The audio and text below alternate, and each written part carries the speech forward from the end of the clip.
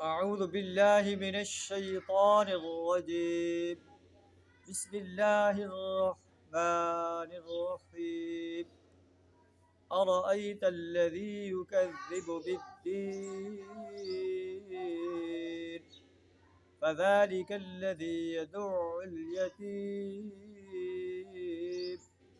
ولا يحض على طعام المسكين. صدق اللہ العظیم.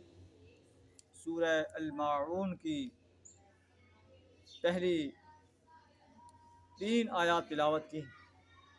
سورہ الماعون مکی صورت ہے. مکہ کے معاشرے کا منظر بیان فرمایا جا رہا ہے. مکہ کے قریش یوم حساب کو جھٹلاتے تھے، یتیم کو دھکے دیتے تھے، مسکین کو نہ خود کھانا کھلاتے تھے نہ کھانا کھلانے کی ترغیب دیتے تھے. اللہ فرماتا ہے یہ کیا تمہارا طرز عمل ہے؟ ارأیت الذی یکذب بالدین، کیا تم نے اس شخص کو دیکھا جو آخرت کی جزا و سزا کو جھٹلاتا ہے؟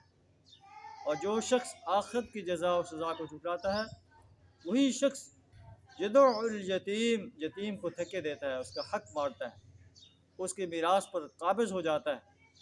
ولا یحض علی طعام المسکین، مسکین کا کھانا دینے پر نہیں اکساتا. فویل للمصلین، پھر تباہی ہے ان نماز پڑھنے والوں کے لیے. الذین هم عن صلاتهم ساہون، جو اپنی نماز سے غفلت برتتے ہیں. جو لوگ یوم حساب پر یقین نہیں رکھتے، یوم حساب کو جھٹلاتے ہیں، وہ نمازوں میں غفلت برتتے ہیں، یتیم کو دھکے دیتے ہیں، مسکین کو کھانا کھلانے کی ترغیب نہیں دیتے.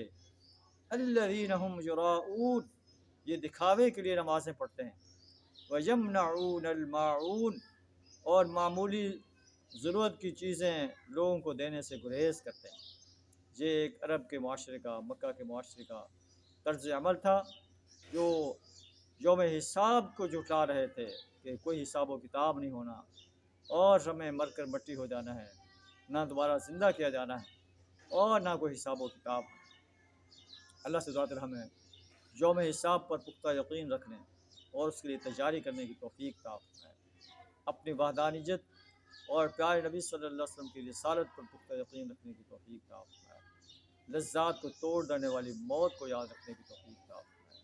وآخر دعوانا الحمد للہ رب العالمین.